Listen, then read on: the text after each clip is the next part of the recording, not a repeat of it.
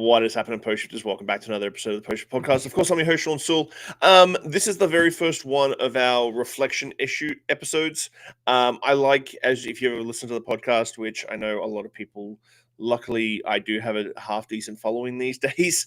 If you listen to the podcast, you're going to know that every year I try and start the year off with a reflection, whether it's my own personal reflection on how to set yourself up for success this for the year, or getting people on the show that can give us more of a nice overview of where they see 2026 going. So I do like seeing different opinions because I'm in a different niche, and I like to see macro opinions as well as micro opinions on separate niches within our industry, just so that if you're listening, you can go, okay, well, I run a QSR, or I run a restaurant, or I run a cocktail bar, or I run a pub. And you have the opportunity to sort of know that you're not fucking alone in this, because this is the biggest thing, especially around this time of year. You've just got through Christmas, January's a quiet season, you start rethinking everything that you're doing, and you as an operator, you sit there and you go, fuck, am I doing the right thing? You start second guessing yourself. So I hope to bring some people on the show that will make you feel like you don't need to second guess yourself, and that you're going to be successful in 2026. My guest today is Calen McNeil. He is the founder and owner of Big Wheel Burger. If you had one of the original smash burger places here on Vancouver Island, here's the way to go. He has multi-units, so it's like a nice multi-unit QSR conversation day. But we are going to delve into his work with his corporate social responsibility, the amount of work he does for charity, the amount of work he does for his team, living wages. There's a whole bunch of stuff we're going to peel back. So welcome, Calen. Thank you very much for your time. Hey, Shawn. Hi, everybody. Nice to be here. It's good. It's. I know that I've had you on the show way back in the pandemic, way back in the pandemic, and that was the era we were just talking about in the green room. That I was literally doing an episode every single day because I had nothing else to do. So I was banging out episodes every day to talk about how people are dealing with the pandemic. But for everybody listening at home, can you give them a quick little elevator pitch on how you got into the restaurant industry, how you got to a point where you are now? Yeah, it's kind of interesting. I met my wife, Joe Zambris, or I guess now my ex-wife, but she's still my best friend and business partner, and her brother, Peter Zambris. And they had an idea to open Zambris. At the time, I was doing an import business. I was importing products from Asia and selling them to big box stores. It was a bit of a soulless, thankless kind of enterprise. And then as we built up Zambris, we just kind of grew it to the point where, I could get a little bit more involved. I sold that business and then basically started in the restaurant business with Joe and Peter Zambris of Zambris. And we've just had, I think, our 26th year in business, which is nuts. And then I had this idea. I used to go to Vegas a lot, and I saw this sort of better, quick service, better fast food model emerging. And I had this idea. My nickname was Big Wheel, and I just thought Big Wheel Burger made a great name. The QSR, the full service restaurant game, is just it's tough. It's a tough biz. And obviously, when you've got the passion, that's what makes it work. So we've got a ton of passion. And even after 26 years in the industry, we're still very passionate about what we do. But the quick service seemed a little bit more fun. Margins are a little bit better, a little bit less in moving parts. It's very similar, but for the amount of work you do on a 150 seat place, you could literally do the same amount of work and have 3 to 4 to 5 units. So yeah, and I guess some people would probably say, oh, that's maybe not true. But the QSR is very system based. So that also gave us a lot of skills to tighten up the restaurant, the bigger 150 seat place. So I think we've learned a lot. It's been very complimentary. But when we started, people were expecting, we were kind of early on the better fast food model. So people were really confused. I think about a year after we opened, Bin 4 opened in Victoria. So that was sort of what people were expecting when we opened. And it was it could have been even right around the same time. I think we were open before Bin 4, but it was kind of around the same time in 2011. But yeah, and of course we messed it up when we first started, and we're still we think we're getting very close to perfection. what it's perfection for us anyways, but it's been a battle. Yeah. So like we're talking like 12, wow, over 10 years for Big Wheel as well. Like the one thing that I adored about Big Wheel when you guys first opened the Cook Street Village was the fact that your branding, like obviously you're wearing a hoodie like I usually do, is like that's the corporate entrepreneur these days is Yeah. a black hoodie with your brand on it. Yeah. You really did take it as like that fast food but better quality sort of model with like all your branding and everything was like tied in really, really well with that launch. Yeah, I mean, the thing about it is like whenever I do anything, I always think about all of the spectrum of opportunities. So, are we a single store or do we want to leave the door open to be multi-store? So, we intentionally spent a lot of money on the branding and making it when you walked in, you kind of had that feel, okay, this is different, something different's happening here. I think a lot of people thought we might have been like an American brand or something coming up. And the idea around that was our goal was always to have multi units. Mm-hmm. And so we just built it. We spent a lot of money up front. We use an amazing designer, Caleb Byers, who, rest in peace. He's no longer with us, but and his wife Hannah Lee were our design team, and they build iconic brands. Like we still use almost everything that they produce for us back in 2010. So it's So I mean, we felt like we nailed what we were trying to do. And then, of course, the community and our customers need to catch up a bit. So it took us 2 or 3 years to kind of get, get the idea to communicate it to our customer. And then also do our work, like make sure that our fries were done right and our service was done right and all those intentional things that, lead to success. So, yeah. So looking back on 2025, what's been, because obviously in the media we're hearing about rising costs, obviously between labor and food costs and so on and so forth.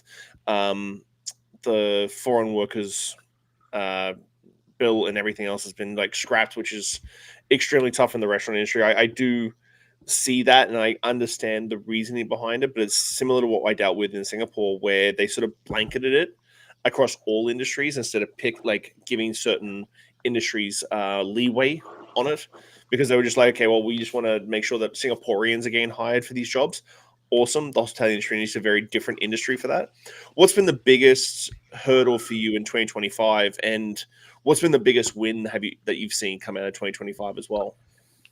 Oh, that's interesting. I think the immigration thing is, like you mentioned, probably the biggest single challenge. Um, I don't know that people understand, and often when you have political time horizons of 4 years, and everybody's trying to compete with their ideas for a 4 year term. You cannot run anything in a 4 year term. You do not even run your business in a 4 year spectrum. You're going five, and even maybe you're going 3, 5, maybe even 10 years out if you're really trying to build something that's going to last. So why would we run a country or an immigration policy that way? What's people don't realize is that there's a demographic hole where we just didn't have this pool of people that Mhm. maybe we had generations before, where you had those young people that wanted to work. You had this, an abundant supply of labor. You didn't have that. So there's a huge hole. And what happened was immigration filled that hole. So luckily, we had a government, and this is not political. This is just about, people say, oh, they brought in millions of people and all that stuff. I'm like, had they not done that, we would have been destroyed Mhm. and our industry would have been destroyed completely. And I honestly believe that the farming industry, everything that our industry relies on is over dependent on immigration and immigrant labor. And, that's just the facts. Like it's not, there's no politics in that. It's just the facts. Mhm. So, we had probably 30% of our staff that were new Canadians or were on some sort of immigration program. And the LMIA, which is labor market immigration analysis, is I think that's what it stands for. I could be wrong. Anyway, the LMIA is basically a program where workers would come in. You would sponsor them. I guess you'd sponsor them. I mean, it's not really sponsorship because everybody's got to pay money. So we got to pay some money if we want workers. The workers got to pay money to the lawyer and all that stuff. It's not like we're getting incentivized to hire this over a domestic employee. We couldn't find a domestic employee. So this was filling a very much needed gap. And so in 2025, what happened is the federal government, and in my estimation, anticipation of election, they were basically virtue signaling to the right part of our country politically, and clamping down on immigration. So when you make a commitment, if I'm an immigrant coming from a different country, I'm leaving everything behind. So I leave, a lot of times I'm bringing all my family or whatever, or, my immediate family to the country, or I'm coming by myself ahead. So my family's at home. So this is not an easy exercise for somebody. It's very stressful. They have to flow most of the money, or a lot of the money they make here flows back to their home country. And it's just that whole concept is so beneficial, not only to the home country they come from, but our country, because, a lot of them are very well educated. They're very hardworking. They have a higher purpose, so to speak, because, so much of their life depends on how they're successful here, which we benefit from. So when the Canadian government says, okay, we're going to change the rules that you came in on. So now all of a sudden you don't need 400 points, you need 460 points, and you need to learn French fluently, and they change these rules. And then these people basically lose their work permit, or they're delayed in getting their work permit renewed and told they can't work anymore. And we as a business have invested, sometimes 2 to 3 years, and they're leaders in our company, and they're really solid core of your team, and then you infill with others. But there is no young Canadians, or even career Canadians getting in to the restaurant industry. It's very hard to find those workers. I'm encouraged by the end of 2025, because there is a younger group of people coming in that sort of have that kind of work ethic. And I would think the COVID probably had an impact on big time on how people feel about things now. Like, they're back to work. They're hungry. There's a little bit more of a fire, but yeah, the government really messed up with the immigration, and we're on a precipice for 2026 or 2027 on how that goes, as far as, do they continue to tighten it? Do they loosen it? Is there more of a domestic population that's coming through that can fill that gap? It remains to be seen, but it's so short-sighted. I mean, immigration policy is probably the number one benefactor of a country if you do it right, and also the worst if you do it wrong. And I think with what's going on south of the border, there's a beautiful opportunity to get talent. I honestly don't believe it impacts housing at all. Premier Eby came on last year and was talking about how the homeless population is impacted by immigration and stuff, and it just like it bothers me, because I view it as just virtue signaling and trying to divide, and all this stuff. And when on the ground, boots on the ground, we as the operators understand how important our workers are. And if they want to kill, like nowadays, hospitality is one of the bigger employers. You don't have the mills, and you don't have all this. We've talked about this, like the government's understanding of how the hospitality industry adds to the GDP and in the ecosystem of industries is insane. The one thing, I was listening to a podcast the other day, and it did bring up a very good point, that young, I'm going to call it North Americans or Westerners, young Westerners, my daughter's age, that sort of thing, have way more options coming up to the 16, 17-year-old mark than we did, in the way that, like, back in the day when we were 16, 17, you're like, okay, well, either I'm going to go work for my parents, hard labor, or go into the restaurant industry, which is long hours and minimum wage, that's the thing.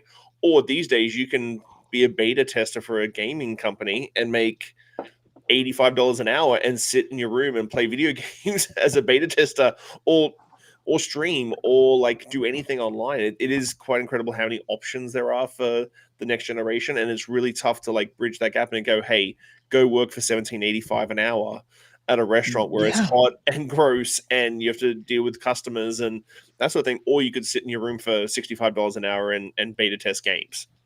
Well, or burn 3 years trying to do that. Like, Yeah. you know what I mean? Like, everybody figures out you're spending time and actually achieving that. But with the, I want to be an influencer. Well, I'm gonna walk to Vietnam from Canada, and I'm gonna film it every day. So they may or may not be financially successful doing that, but it kills a whole bunch of time. So now all of a sudden these people are focused on their dream. Everybody, and I want people to pursue their dreams, but easily you can buy a phone and you can set yourself up, which I think is sort of a good thing. Like, I think that opportunity and being able to create your own business and do that kind of stuff is really good. But I think, when you look at the whole industry and scope of what's needed in a society and what makes it healthy and all that, those things don't mesh well.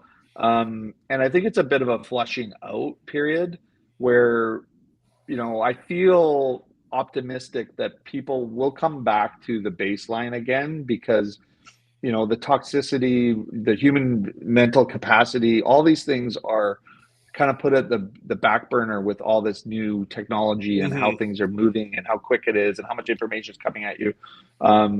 I think people have been getting weary of it.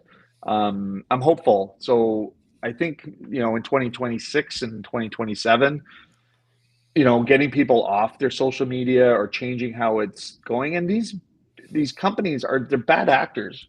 Yeah. They're not in it for you. So you're actively, undermining your own best interest. And that ultimately is what happens in society. And when you have a group of people, pooling wealth, then that starts moving faster than anybody can keep up, unless we as consumers decide to stop it and go, enough. Right. And I really look at our community that way and go, okay, well, I can't really control what's going on outside of my own community, but I'm going to really make an effort to try to instill these values on my team and my staff, basically, and also the broader community on what's important. Like, I don't really, I shouldn't really care that something is happening in Los Angeles, but I really should care about something that's happening in my own backyard at this stage. Like, the globe seems to be on fire right now. So, to calm our nerves and also focus on actually running a successful business, you need to just get back to the basics. It's always about the basics. You can try these things that come out over here, these shiny bells and whistles, but at the end of the day, you're going to realize that proper pricing, proper sales, proper customer service, hospitality is everything about how you build your brand and build your business. And, the employee component of it, getting back to the immigration side of it, it's such a key component of survivability, because it really creates a solid base when everything else is out of line. Like, you can rely on this whole thing, and you're doing so much more for the community because your community now is diverse. You're helping the globe because there's money being transferred back to their home country, which improves their outcomes and their health benefits and their ability to get higher education. And it's just a win. And as soon as you go to tariffs and closing down and shutting down and this xenophobia and all this stuff, it's just a race to the bottom. So I like racing to the top, not to the bottom. So talking about community and I do agree with you. Like, I think you need to have mini ecosystems laid upon another ecosystem. I feel like sometimes people go, it's one big ecosystem. And I'm like, but if you break it down to little mini ecosystems, like one store, and that has multiple little ecosystems inside that one store. How did you sort of get to the point where your corporate social responsibility when it comes to the way you treat, you've already been very passionate about how you treat your staff, the living wage, sort of building this actual sustainable business? Because I think people talk about sustainability and we're talking about recyclable stuff and using food waste and all this sort of stuff, but I had a guest on a few months ago, and he said his biggest sustainability thing is looking after his community, including his staff and people around him, and that should be a massive conversation about sustainability. How did you sort of land on this CSR, because it is kind of anti traditional restaurant running? Because we talked about it on your podcast when I was talking about training. Training is not expensive, so why don't more people do it? And it's been insane since that podcast, me thinking about it and like going through and talking to people. I'm like, how do you not have a training schedule that is really good for your staff? Well, they say it's too expensive and it's this and that. And I'm like, what? It pays for itself, man. It really isn't. But how did you land on it for yourself and for the big wheel sort of company with like the living wage and like looking after the staff the way that you have been? How did you land on that? And has it had its own hurdles as these expenses have started to increase? Or does it pay for itself still? Yeah, well, it's interesting. I think originally when we came up with the idea of Big Wheel Burger, I wanted to try to do something different. Like a lot of times in my career, I think of big ideas and then I don't really think about the challenges around those big ideas, but the opportunity of trying to gamify it or figure it out.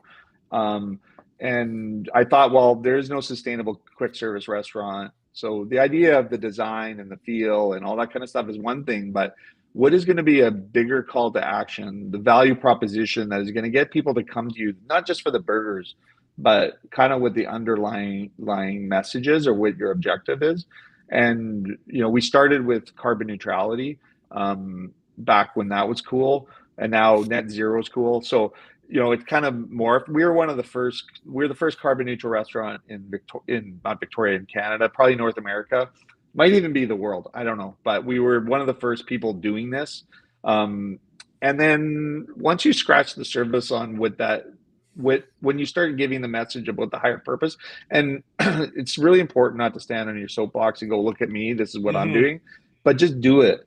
And I think that's what set us apart in a lot of ways is we probably underserve the message around it, but we want our customers and the community to kind of discover it themselves. So often I tell a story of, as recent as a year ago, customer coming in and saying, everything's compostable, like there's no garbage. And they're like, no, it's all it all goes into this bin. It all gets composted. We vetted the composting of it. And once you set up the framework of it, it's very easy. It just kind of runs. So I kind of take it or sort of take it for granted, I guess, now because all of the systems are in place. So the evolution of that was, okay, well, we want to treat our employees well. We want to have benefits. We want to make sure they're making enough money so they can actually live in the community that we're operating in. So we're not bringing buses in from, I think of these coal mines in Scotland where they're bringing buses, or Northern England where they're bringing buses in of people, because nobody, that lived in that community could afford to live there. So they would just import all this cheap labor. And I just don't want that vision. I'd like people to be able to walk down the street, they're living in Fairfield or whatever, and being able to work in their neighborhood and customers come to support it and all that stuff. So that was sort of the expansion of the value proposition. And then I always wanted to tie in a foundation, or I just think of business as so isolating when it just supports the actual owner and the labor is used as an input and you're grinding your cost of goods down. So you're beating up your vendors, which I don't mind. Beating up vendors is okay. They've got their own business to sort out. But you can't make your money on the backs of your employees, right? And because it's not like, how do you feel good about the money you're making? Like, where is the bigger idea of just building the community? And it sounds lofty and it sounds like, oh, what are you trying to do? Maybe, I don't know, some people, but that's one of the things that we're most proud of at Big Wheel is that we actually care and we actually see a bigger picture here. So, you still have to run a business. So, what we've proven is that we can actually make a profit. Like our profit is probably industry average right now. We have a potential of being above industry average a little bit and still do all this good community work. So when we had the idea of the foundation, COVID actually really moved that forward because I always wanted to, but I'm like, how could I get our customers to donate to a foundation, and then we're like, okay, well, let's just do this. So we charge 1% on our bills and go right into our foundation. if somebody wanted, it has a charity number on the bottom. If they build up their receipts, we can give them a tax deduction. So there is a tax deductible component of it. But we match it. So we're basically generating 2% of our revenue for a foundation, and all of 100% of that money, there's no expenses that come off, go back into the community. So a lot of it is around food security, food banking. We do these basic income grants for people that have fallen through the cracks, and they're vetted. So we have a vetting process. We also donate to kids sport. Sport and athletics is an important part of health, and so we that's a bit important as well. And then a lot of the food banking, fed urban agriculture. I'm a big proponent of expanding infrastructure for urban agriculture, and as well as supporting farmers locally. So we are an island, and we used to produce 40% of the food we consume, and now we produce like 10% of it. And we're a big island. And we're an island. Like if there's an earthquake, if there's like war, I don't know. There's a lot of reasons to be secure, and there's an environmental component of it. Fed urban agriculture is on a piece of land that is derelict, and environmentally you can't really build on it. But what they're finding is that the soil that's leaching into the ground from the watering and all of that stuff that's in soil is actually regenerating the soil underneath it. So how cool is it that you can take an old, construction site, or I think it was like a gravel, or I can't remember what it did. It was like an industrial use like 100 years ago. And now the soil is being regenerated, and you're also able to grow food. Like, I don't know. It's just really cool. And I think that part of, how the businesses all come together like that is not only is it good, like business wise, like it's good for a brand. It builds, loyalty to the customers. And when you're just kind of breaking it down to the very, sort of basic level, when it comes to the business philosophy or economics of running a business, it just is really good. It's really good for the brand. But with the broader thing you're doing is you're actually embedding yourself into the community. You're standing with them. You're trying to figure out where the gaps are, where you can help the community, and all of that. Like, I live here, so I want to be a mover of the city in a way that I'm gonna want to live here, and other people are gonna live here. People want to visit here, because that's how it all circulates. So yeah, I don't know if I communicated that well or not, but I'm passionate about it because it just makes total sense. And it bothers me. Like, imagine if, I don't know, and this is so dumb, but imagine if Jeff Bezos or these guys literally just did what I did, and we still make money.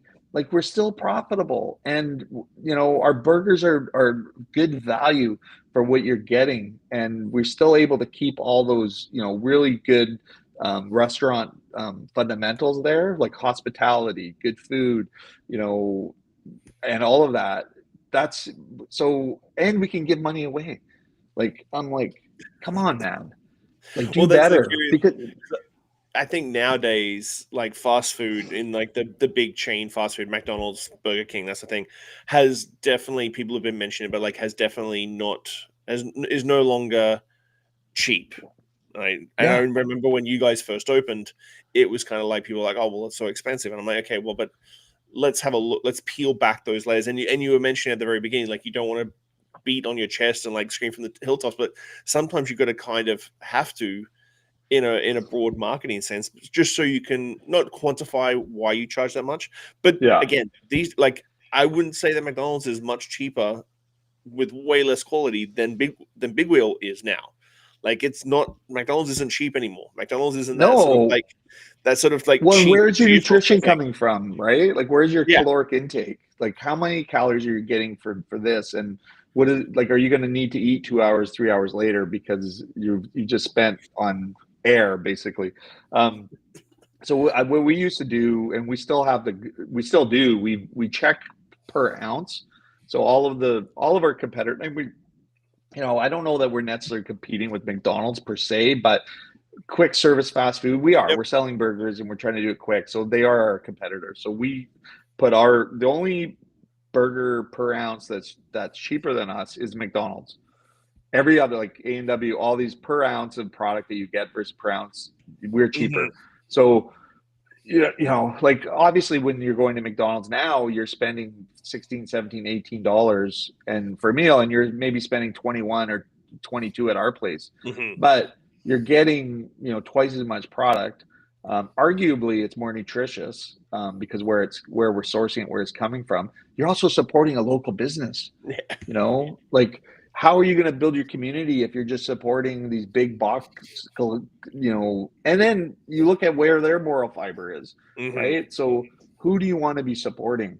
And it's like, obviously, where you live in a convenient society and people love boxes being delivered to your door, but we went to a market for the first time, not the first time to a market, but the first time with purpose to purchase gifts for people and family at a market. We went to the Saanich market this past weekend, and literally the money is going to your neighbors, and it's just, there's just such a positive exchange there because what's happening with your money versus, this hollow, thing where you're going, and these people are making money on the backs of like the workers, man. Like, even though in BC we have good labor laws and you've got a good minimum wage, like, is there benefits? Is there this kind of stuff? And, obviously, they're having to compete. So it's getting better in those big box stores and box restaurants. But yeah, all the money just goes, goes down to the States or wherever, right? Like, to keep it local. And also, if you want like a place like Big World Burger or, Jones Barbecue or, I'm thinking of or Bin For Burger or any of these places, you got to support them, like it's a competing industry, and, why not support people that are keeping all the money local? Like, so we've talked about people, your CSR, like food stability, also. What is something that 2026 you're sort of tackling? What's the outlook for 2026? Because the thing is with like food delivery apps, tech is coming really hard. Like you can get AI phone answering and all this sort of stuff, crazy, insane stuff in this day and age. What does 2026 look like for you, for Big Wheel, and for like the restaurant? Because I know that you got your fingers in the restaurant, and with your podcast for Bread and Butter, like you and Sam cover a lot. Like this week's episode, I think, is with Madone Pellin, and she's talking about like hotels, and that was a really fantastic episode. But like you've got a nice outlook on like the macro. But what is that one thing you're sort of focusing on for 2026 to sort of get everything up to the next level? Because I feel like you need to evolve constantly in this day and age, or you'll just sort of get very stagnant, very much quicker than you did, like say 10 years ago. Yeah, I agree with that. Without moving, you're kind of, if you're not moving forward, you're moving backwards. There's no standing still. And I think one of our biggest, kind of the best things about us is that we're always kind of pushing the needle. I think the drawback on that is our team kind of feel the weight of that. So we've, over the last 4 or 5 years, we've been constantly changing and upgrading and trying to improve our IT systems and our processes and whatnot. And we discovered probably when we opened our Courtenay location, we actually had a document that said how to open a Big Wheel Burger. We never opened it. So after the end of the build out and when we're open, we're like, and then all these things happen with it that we're all covered in how to open a Big Wheel. And we never opened a document. So the thing that we're doing, we've done since then, is focus on our systems and just really making sure we have all of the measure and monitor of what we're doing, why we're doing it, and that all of that's communicated to our staff and our team, so they have access to the information. We've finally have a Bible that covers every single thing to run a store there, so they're not going, oh, we've got a problem with their Panasonic machine, like how do we fix it or whatever. It's all right here. So it's really about just getting down to the basics. And I think this I feel like there's a really good energy in 2026. I feel I'm a bit of a spiritual person. I think the universe is going to be aligning for a little bit of stability and I enjoy the toning down of the kind of rhetoric, and maybe I'm naive, but I feel like it's going to come down a little bit. But focusing on your systems and making sure they're working right, making sure the team is there, just not trying to do anything too big. I think focusing on your margins, keeping your food costs in line, that's a huge challenge. We're going to be, we're always constantly looking at our supply chain and making sure that we're buying as efficiently as possible, because the balance between raising your prices and making sure your costs are in line. I want to turn over every lead. I view raising prices as the last thing I want to do. Obviously, it's inevitable as you see these inflationary pressures, but we're beating up our suppliers as best we can. We're streamlining how we do our processes so that we're basically being as efficient as possible with what we can control. So there will probably be a little bit of price increases next year, but we're going to be introducing kiosks. I've been battling with Yan, my main guy, because he's been really pushing for this, but I always am conflicted because of the culture, and we're not a McDonald's, and I know it's kind of the technology thing, and you look at the average check. So if a customer just walks in and orders from a human, their average check is $26, for example. I'm not saying that's what it is at our place, but say it's 26. But then if you order on our app, it's 31, right? And if you order 34. And if you order through Uber, it's 31. So these channels work. So I get it, but I really like the people part of our business. And he's saying, yeah, we'll keep the hospitality. It'll give us more opportunity in the hospital. And I believe that. But so we're going to probably introduce a few kiosks, give another opportunity. But anytime you do that, there's the unintended consequences and then the ripple effect. So now you've got two streams of orders coming in to the kitchen, on top of the Uber and top of the app. And all of a sudden your staff is looking at you like, what are you doing to me? Yeah. And so my gut is telling me that we need to move slowly on that front. But I think just perfecting the systems we actually have and just broadening the time horizon of change. So I think, as a business, you could be looking to the next greatest thing. And on paper, you're like, yeah, we want to increase our average check. But okay, well, if our build times drop, or go up by double, then what have you really accomplished? Now you've frustrated the team, and then all of a sudden you're going to have maybe turnover is going to increase, and the managers are like, what are we doing? And all this stuff. And I think, as you go to the, where we are to 5 to 6 to 7 stores, you really have to think about what one change does to the entire ecosystem of your operation. And don't be afraid to stretch it out.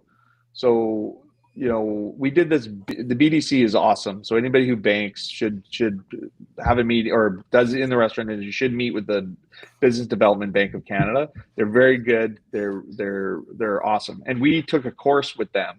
So, and it was really well done. And they had all these really good systems that we can implement to manage our business. And we probably took, 30% of it. But then I was just thinking about some things that I wanted to do in my business. And sure enough, this was stuff that we were told about 3 or 4 years ago when we took this course, and we never implemented it. But it just sort of percolated to the top again. And now we're like, oh, why didn't we do this? Why don't we look at, our business by quarter and then by year?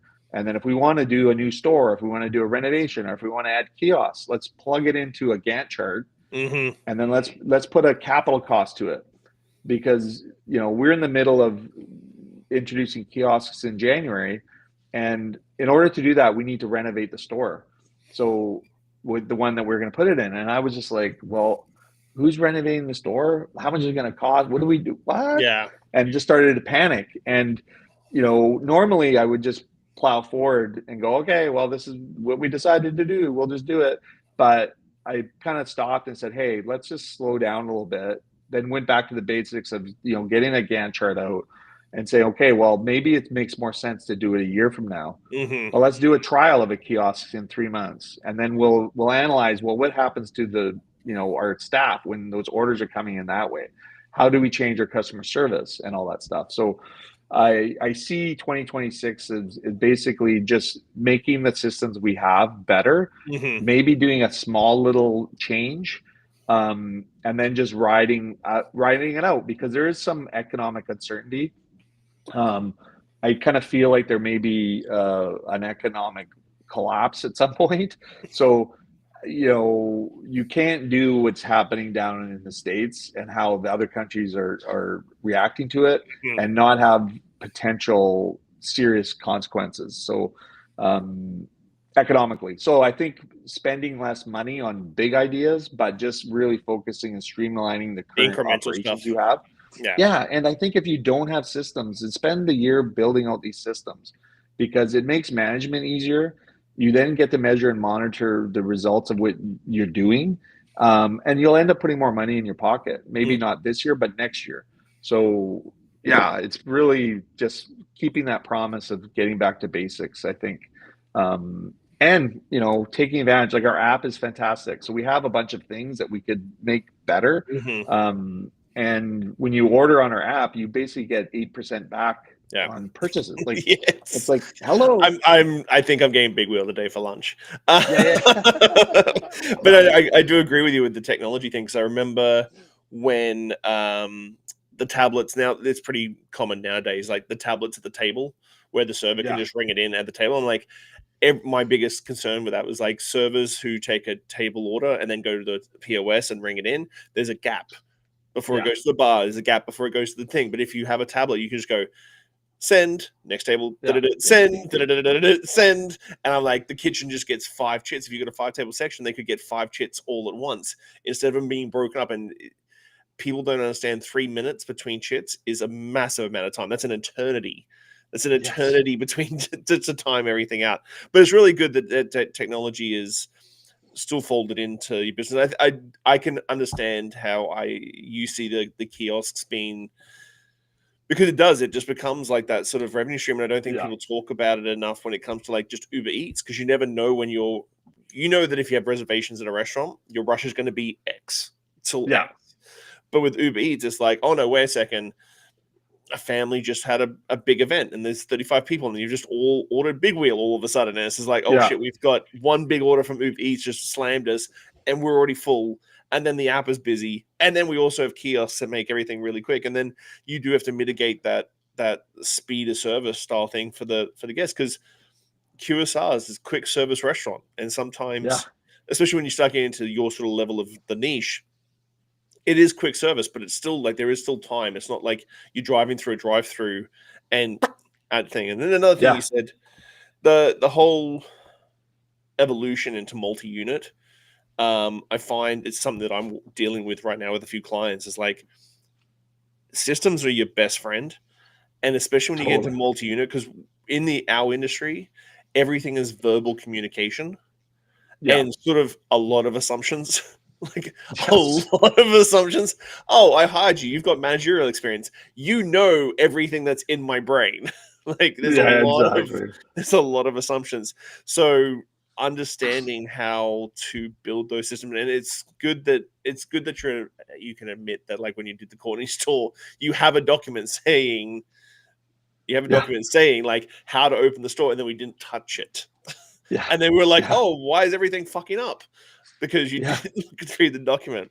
So going forward into 2026, for people who do want to sort of make that move into restaurants, and this is a big, broad question, restaurants and QSRs, doesn't really matter what sort of style.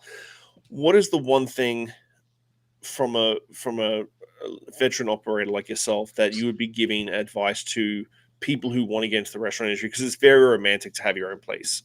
It's extremely romantic. People think that's the progression. Like I posted something the other day about like everybody seems to want to be number one, but when they get to the number one position, then you can do 60% of the work. But if they're a really good number two, a good right hand, they can do 100% of the work. So you don't always need to make that massive progression to ownership. What's the big piece of advice for people who want to get into the restaurant industry that you would give to them? I think the first thing was like, okay, give me like 500,000. I'll give you back half of it, and then light half of that half on fire, and then that's where you'll end up. That's jaded. I mean, it's a horrible thing to say.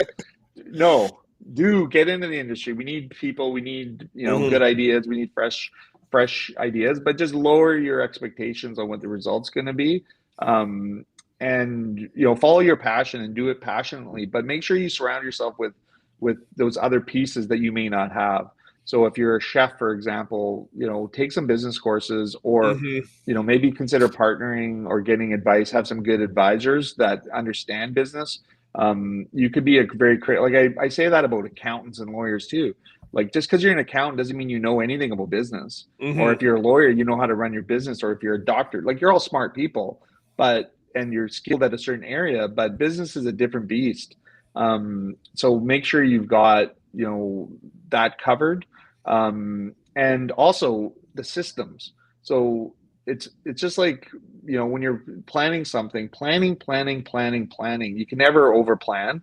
I mean, I guess you can over plan, but the execution part of it needs to be there as well. But how are you going to manage your HR? How are you going to manage your, all these different departments? What materials are you producing ahead of time so that your staff can be trained well, that there's an accountability loop, and that what you're actually trying to do is intentionally done. So, and that's only done through planning. And we talk about these, manuals and this stuff. Just build it out first, and also do a business plan. Like, business planning is key. Figure out, how many, if you're going to start a 30-seat restaurant that's going to be boutique, what are your hours going to be? How much food can you produce? What is your labor going to be to actually execute on that promise?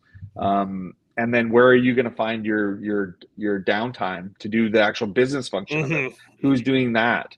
Like, who's doing your books? Who's managing your profit and loss statements? Who's seeing where the next dollar is going to have to come from if you're going to invest, or if your sales are lower than you anticipated? So it's a very daunting task, but I think a lot of people go in with that enthusiasm, and I think that could take you a long way. But if you go in with enthusiasm and you've got your skill and your passion, just marry it with some fundamentals, and you're going to be way more successful. And don't underestimate how much money you're going to need to do it, and how much working capital you need in order to get through the first year and a half to 2 years. Because, saving a little bit more money, or finding another source of cash that can kind of, get those downtimes, will allow you to do what you love to do better without the stress of it. So I think if you're planning to open next year, do a little bit more work and open the year later. Because you will find the money that you save by setting up these systems will pay dividends down the road, and even for your own mental health, because business is tough. And but if you have a good product, and it's very fun doing this industry, and I don't think anybody gets super rich from it, but rich and profit comes from a lot of different areas. And I think having that exchange of food, and just creating an environment where people can celebrate some of the best events in their life, and have these really good conversations, and try these new things that are, maybe from a different country, or you've never tried before. Like, there's so many opportunities for that, and it's so rich. So I would love and encourage more people to get into the business. Just make sure you focus and understand that it is a business. And you need to have every business acumen you can have in order to be super successful. And how long it takes. Like, I think that's always the thing too, is like, I always said that I wanted my first restaurant by the time I was 30. I was close, but like, I look back now, I'm like, you're a fucking idiot. Like, what were you thinking? Like, and like, you do it again, and then you're like, what were you thinking? Like, and again, you have to always pull the trigger. But like, if you get in the industry at 16, I would take a breath before you want to open something before you're 25. Like, enjoy. And I talk to a lot of youngsters these days, and I'm like, enjoy your life, because I think you might be in the same sort of thing as, like, I'm always been entrepreneurial, so it's work. And back in my 20s, I'm like, I should have been traveling. I should have been backpacking, like you said, backpacking to Vietnam, that sort of thing at the very start. I should have been doing that. I shouldn't have been trying to become GM of a restaurant before I was 28 sort of deal. Like, just enjoy your 20s. Yes. Yeah, knuckle down in your 30s, and then in your 40s open something. You've still got tons of time. Like, yeah, and you'll have all that experience and knowledge, and there's things that you just can only learn in time. Yeah. And it's the amount of money you light on fire. Like I don't even want to think about it, but I mean, yeah. Well, again, like even going back to the kiosks, like, yeah, you're going to put into play, you could do the kiosks, and then after 3 to 6 months, you're like, yep, nope, that's not going to work. That's not working out for us. And you've given the trial, you've given it the chance, but it is technically burning money. Like, like, it could be completely the wrong direction to go in for your business model. It is one of those things, is like, and as I think Sam said once, especially for Victoria, that it takes people 5 years to find a new restaurant in Victoria. Yeah. But most restaurants only last 18 months to 2 years. So this is like, know the market you're into, because it's very, very true. Like, it's super true. Like, people, and I'm going to use Clive as an example. People look Clive's, it's super successful. That's the thing. Like, the first 18 months I was there, I'd work by myself on a Saturday and ring out like $200 in sales. Like, there was a very long period before it even got any sort of tactile. And I don't think, looking back, if Clive's was an independent outside of a hotel, it probably wouldn't have existed after 18 months. Yeah, which would have been such a shame. Like, now we're into 16, 17 years. But man, like, I could talk to you all day long. I think we had a great time on your podcast as well. And I'm so glad that I got you on just to talk about, like, the direction of 2026. At the end of every episode, we always do the 5 deep podcast questions. So they're very, very deep podcast questions. It can be personal or career. But what is one lesson or experience that has shaped your perspective the most, and how do you carry that forward in your life? Oh, wow. That is deep. I should have been prepared, because I've watched your podcast a lot, but I'm like, oh yeah, that guy, they answered that really well. I think I was in an accident many, many, many years ago. And I think it took me a long time to discover what I was going to do with that experience, as far as who I was as a person. Mm-hmm. I was involved in importing products into Canada, and it was soulless and soul sucking, and seeing, why did I just I recovered from this life-threatening thing to do this. And I think that was one of the biggest sort of shifts in my, biggest thing that's happened to me, that really made me appreciate the value of doing good work, and doing things that you love, but also doing things that make the community around you better. And that, to me, and sometimes you can do too much and spread yourself too thin on that front, but it was probably the most significant thing that guided me to building Big Wheel Burger and making it community focused. And I think that was the one shift there. And it's not about, then when I was doing the import business, it was about chasing clout, trying to build something in an industry that was soul sucking. And a lot of people spend a lot of time doing stuff that is soul sucking versus looking internally and saying, we only got one pass on this earth. What do we want to do? How do we want to be remembered? But also, what do we want to spend our time, doing? So, yeah, do what you love, but do it in a way that makes your community and people around you better. That was kind of what's guided me through that. If you could leave one lasting message or piece of wisdom for the world, what would it be, and why? Love each other, take care of each other. Because this, the human experience is one of a kind, and when you're only doing things for yourself, you're going to be very lonely. Looking back on your journey, what is something you wish you had understood earlier in life? Oh, Jesus. Like fundamentals, basics, planning, systems, all of those things. How do you define success, and has your definition of it changed over time? I define success not from a monetary standpoint, but from how you've impacted the world around you. And to me, profit comes from what you can do for others, not what you can take for yourself. What do you hope your legacy will be, and what steps are you taking to build it?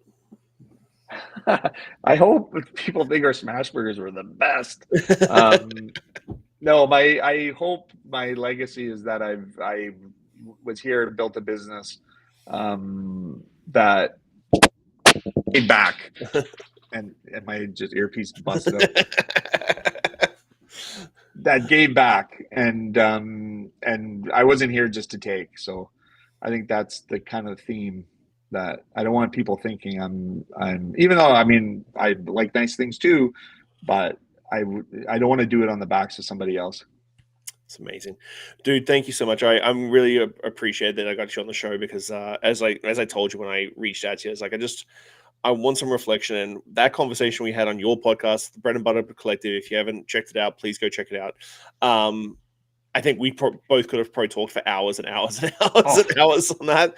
And I was just like, I need to have more conversations with you, because I've even reached out to you on a personal level on a number of occasions. As an entrepreneur, it gets lonely and it gets hard. And there's been a couple of times I know that I've reached out to you and gone like, dude, how do you stay motivated? Because it's really tough to stay motivated at times when you feel like you're just pushing uphill, like the analogy of a rock uphill. So I really appreciate the chance to have a chat with you, and I actually am probably going to order Big Wheel today, because now I just want poutine. Dude, and a double cheeseburger on a gluten-free bun. But I just want to say thank you so much for your time, man, and thank you for the conversation. And I really hey Shawn, thank you, and thanks for all the work you're doing. Honestly, like, your podcast is incredible. Your guests, the information you're sharing, and you're so generous with all that. And it makes our industry better. And so thank you for what you're doing as well. Well, thank you very much, man. Well, I'll let you get on with your day, and I really appreciate your time. Thank you so much. All right. Cheers, Shawn. Thanks, man. Bye. Talk soon.